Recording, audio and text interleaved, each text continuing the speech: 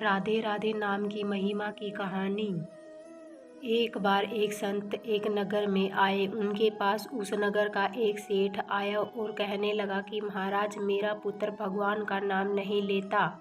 मुझे फिक्र रहती है कि उसका परलोक कैसे सुधरेगा। सेठ संत को अपने घर आमंत्रित करता है।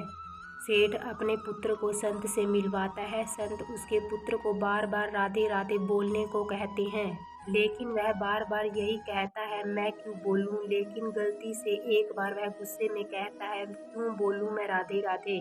संत यह सुनकर प्रसन्न हुए और कहने लगे कि मृत्यु के पश्चात जब तुम यमलोक में जाओगे तो यमराज तुम्हें पूछेंगे, तुमने कोई पुण्य किया है तो तुम कहना कि मुझे राधे राधे नाम एक बार बोलने की महिमा बता दो। मैंने एक बार राधे राधे का नाम लिया था, उसका पुण्य मुझे दे दो। अपनी आयु भोग कर जब वह परलोक गया तो यमराज ने उससे पूछा कि तुमने कोई पुण्य किया है। वह कहने लगा, मैंने राधे राधे का नाम एक बार लिया है, आप मुझे उसका पुण्य बता दो। यमराज को एक बार राधे राधे नाम बोलने की महिमा नहीं पता थी, इसलिए यमराज ने पालकी की मंगाई और लड़के को इंद्रदेव के पास लेकर जाने लगे। लेकिन लड़का जिद करने लगा कि मैं इंद्रदेव के पास तभी जाऊंगा अगर पालकी एक तरफ से आप उठाएंगे। यमराज पालकी लेकर इंद्रदेव के पास पहुंचे, लेकिन उन्हें भी एक बार राधे राधे नाम बोलने का महत्व नहीं पता था। इसलिए इंद्रदेव कहने लगे, ब्रह्मा देव के पास चलते हैं। लड़का जिद करने लगा कि पालकी को दूसरी तरफ से इंद्रदेव पकड़े। एक तरफ से यमराज ने और दूसरी तरफ से इंद्रदेव ने उस पालकी को पकड़ा और ब्रह्मा देव के पास पहुंचे। उन्हें भी राधे राधे नाम एक बार बोलने की महिमा का पता नहीं था। अब पालकी को एक तरफ से यमराज, दूसरी तरफ से इंद्रदेव और एक तरफ से ब्रह्मादेव ने पकड़ लिया और भगवान शिव के पास पहुंचे। भगवान शिव को भी एक बार राधे राधे नाम बोलने की महिमा के बारे में पता नहीं था। भगवान शिव ने बोला कि भगवान विष्णु को पता होगा। सब पालकी लेकर विष्णु लोक में जा पहुंचे। भगवान विष्णु भी देखकर हैरान रहे कि इस पालकी में कौन आया है, जिसे स्वयं यमराज, इंद्रदेव, भगवान शिव और ब्रह्मा जी उठाकर चले आ रहे हैं। भक्त ने जाकर भगवान विष्णु से एक बार राधे राधे नाम की महिमा के बारे में पूछा। विष्णु भगवान कहने लगे कि राधे राधे नाम की महिमा यह है कि देखो, जिसकी पालकी एक तरफ से स्वयं यमराज, दूसरी ओर से इंद्रदेव, तीसरी ओर से ब्रह्मा जी और चौथी तरफ से भगवान शिव उठाकर लाए हैं, उसे अब भगवान विष्णु की गोद में बैठने का सौभाग्य प्राप्त होगा और उसने एक बार राधे राधे बोलकर मोक्ष प्राप्त कर लिया।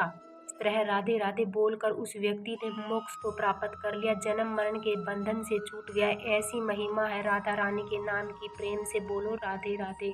इसी तरह राधा रानी के नाम की महिमा के बारे में हम आपको एक कहानी से और रूबरू करवाना चाहते हैं। मोर को मिला राधा नाम की महिमा का फल।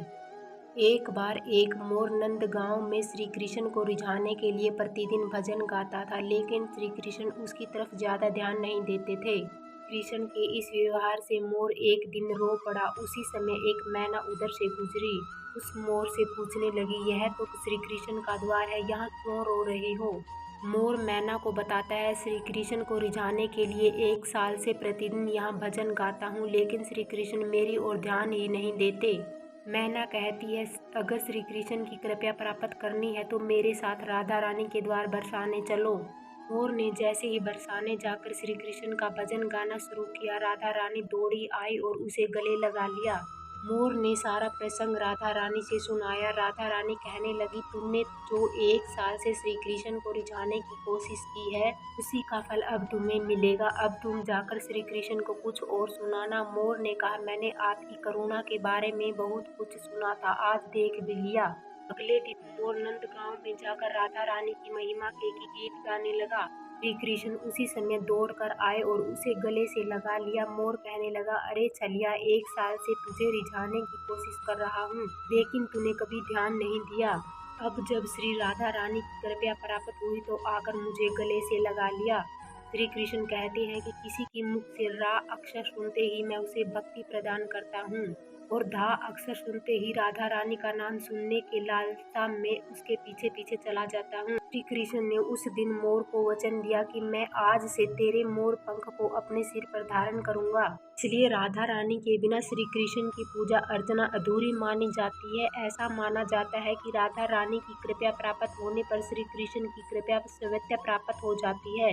कहानी अच्छी लगी तो कृपया लाइक और चैनल को सब्सक्राइब जरूर करें। प्रेम से बोलो राधे राधे।